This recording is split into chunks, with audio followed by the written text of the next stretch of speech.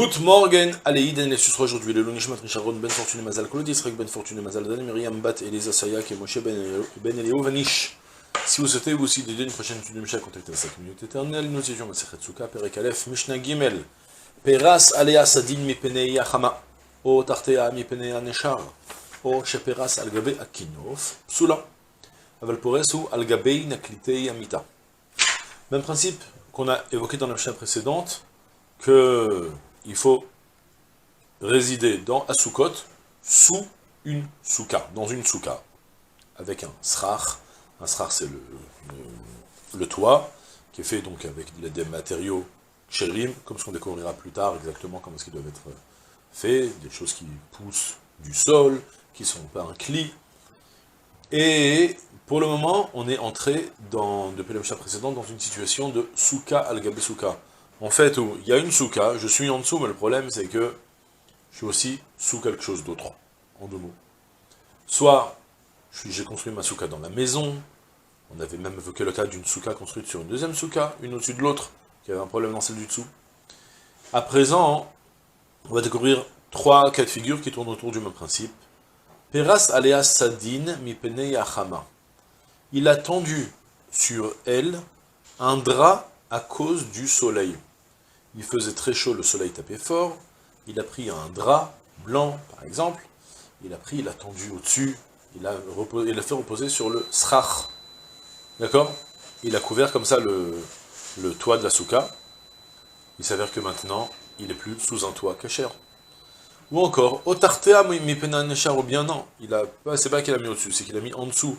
Dans sa souka, il y avait sans arrêt des petites feuilles qui tombaient par-ci par-là, c'était désagréable. Ce qu'il a fait, c'est qu'il a pris, on va dire, il a pris un filet mais bien rempli, et il l'a tendu comme ça en dessous pour que ça ne lui tombe plus dans son assiette, ou ça ne lui tombe plus sur lui. Mi penei aneshar, à cause de ce qui tombe, des alim noshrim, des feuilles qui tombent, ça s'appelle de neshar, d'accord? On précisera après un diouk important qui est rapporté dans le Vartanora, mais pour le moment je continue. Oh, chez Peras al-Gabe Yakinof. Ou encore, il l'a tendu sur le Kinof, c'est un lit à baldaquin. En fait, il avait, je sais pas exactement, est-ce que c'est exactement la même chose, je sais pas exactement comment c'est un lit à baldaquin en fait, je connais le principe, mais en tout cas, c'est plus pour se couvrir du toit que de se couvrir, surtout plus pour se couvrir du toit. Pour tout en fait. Il y avait sur les 4 pieds du lit qui sortaient, il y avait des poteaux qui sortaient, et là-bas on tendait un grand drap, et comme ça on se sentait un petit peu bien protégé, en intimité, je sais pas, ça servait à protéger des moustiques peut-être aussi. Et en tout cas, donc il s'est mis comme ça, il a tendu donc Peras, il a tendu Al-Gabe à Kinof, il a tendu sur les Kinof, donc sur les poteaux, je sais pas comment ça se traduit exactement, l'armature, on va dire. Alors dans tous ces cas de figure, la souka est psoula. C'est pas que la souka est psoula, sa manière de s'installer dans la souka, c'est pas soul. C'est invalidé, pourquoi? Parce que tu ne t'assois pas sous le toit de la souka. Tu as un toit au-dessus de la tête. Je continue de suivre la suite de la Mishnah, après on fait un petit peu on rapporte quelques précisions. Aval pores hu al-gabe naklite amita. Par contre, il pourra tendre son drap sur le naklite amita. Naklite amita, alors c'est une autre forme d'armature, cette fois-ci, mais où, au lieu d'en avoir 4, il y en a juste deux poteaux qui sont fins, un vers le milieu, l'autre vers le milieu de l'autre côté, vers les pieds, un au niveau de la tête, un au niveau des pieds, et il s'avère que maintenant, le drap qu'on va mettre dessus va être tendu en forme de tente, en forme de V. Et là, ça pose plus de problème. Je commence par expliquer d'abord la fin, d'abord quelle est la différence entre Kinof ou Naklita Amita, et avec une précision importante dans le Tiferet Israël, mais d'abord je donne le principe tout d'abord. D'abord, on va poser une question un petit peu plus...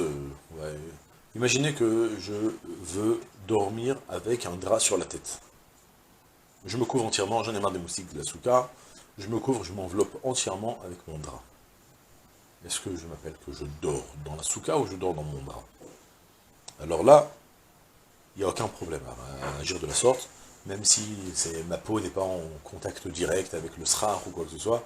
La raison est très simple, mes vêtements, ou même ceux avec quoi je m'enveloppe, ça devient une partie qui me protège à moi, c'est moi. Il n'y a pas ici une deuxième tente. Le problème démarre lorsqu'on va créer un nouvel espace couvert. Tu as fait une nouvelle tente, un nouvel abri. Donc là, le problème c'est que comme tu as fait un nouvel abri, par exemple, quand tu avais les 4 poteaux qui sortaient du lit, ben, il s'avère que maintenant il y a un espace couvert par le drap et un espace au-dessus.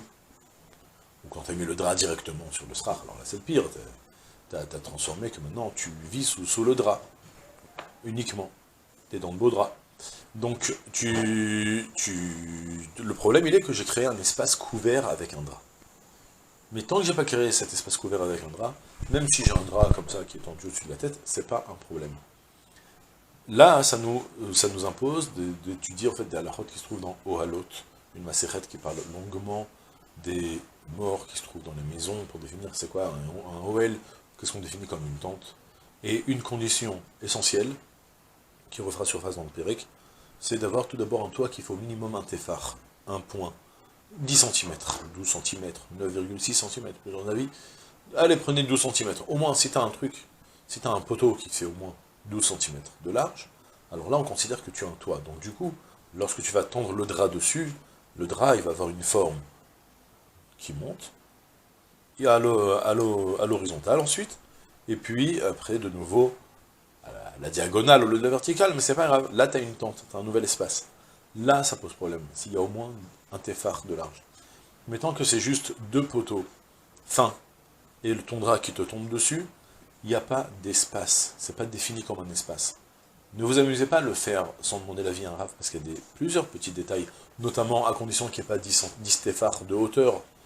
Il y a aussi, on va s'intéresser parfois selon le cas, selon quel angle les côtés vont descendre, parce que parfois on va dire qu'il y aura la voûte, d'accord? Mais le principe en tout cas, imaginez si c'est bien ouvert, et s'il n'y a pas une hauteur de 10 téphars, finalement, au lieu que je m'enveloppe dans mon drap, j'ai mis un petit peu d'espace au-dessus de ma tête pour que je respire un petit peu plus à l'aise. Ça ne définit pas que je suis à présent sous un nouvel espace. Je suis encore dans l'espace de la souka, avec des vêtements, ou avec quelque chose qui m'enveloppe. C'est le principe de la Mishnah. Le Tiferet Israël, c'est lui qui nous précise l'histoire des 10 téphars, d'accord? À condition de ne pas faire, même quand on va le faire en V, bien fermé, à condition qu'il n'y ait pas 10 téphars depuis là, son corps jusqu'à la tête jusqu'au drap. D'accord? Sinon, ça fait l'objet d'une discussion. C'est rapporté ici. Siman, Taf, Resh, Kavzaïn, apparemment dans le Shulchan Aruch, si ça vous intéresse. Et je rapporte une précision maintenant sur le Nechar. Sur lorsque j'ai tendu le drap sous le srach pour ne pas avoir les petites feuilles qui me tombaient dessus. Il s'avère que maintenant, il y a quand même une petite finesse qu'il faut préciser. C'est un peu vite dit de dire que je dors à présent, que je m'installe sous un drap. Je ne suis pas sous un drap, je suis sous un srach. Sous un srach qui a des inconvéniences. Donc du coup, que je vais résoudre le problème en tendant un filet. C'est malgré tout interdit. Alors là, j'apporte une précision. En fait, je dis d'abord la halakha, puis après on expliquera la différence. C'est que si toutefois t'as fait tendre des guirlandes, par exemple, t'as même rempli de guirlandes pour embellir la souka, il s'avère que tout ce que tu rajoutes, ça va être tafel au srach. Ça va s'annuler au srach. C'est que pour rendre le srach encore plus agréable. Ça s'annule, il s'annule avec l'autre, la souka elle reste kshera. Après, il y a des halachot à condition que ça ne soit pas espacé de 4 téphars entre deux, que ce soit bien tzamoud, bien rapproché. Tant que tu as mis des décorations à l'intérieur, que c'est pour rendre plus joli le srach, ça s'annule à lui. Ça ne fait pas écran. Il y a écran que lorsque j'ai envie de créer un nouvel espace finalement. Tendre, ne plus être sous le srach qui me dérange, mais être sous le filet pour être protégé. Alors là, on considère qu'il y a un ne s'annule plus à l'autre, et dans ce cas-là, ça devient, la souka est invalidée. D'accord? C'est tout pour aujourd'hui. Je souhaite une journée pleine de Hatzlacha et un Gemar Khatima Tova à tous. Il nous reste encore 2 cours jusqu'à Sukkot. Premier cours pour vendredi, Bezrat Hashem, et après, 3 cours.